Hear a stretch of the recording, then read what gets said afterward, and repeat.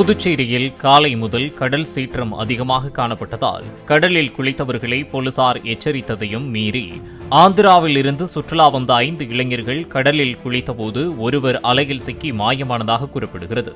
மற்ற இளைஞர்கள் அளித்த தகவலின் பேரில் மாயமானவரை கடலோர போலீசார் மற்றும் மீனவர்கள் தேடி வருகின்றனர்.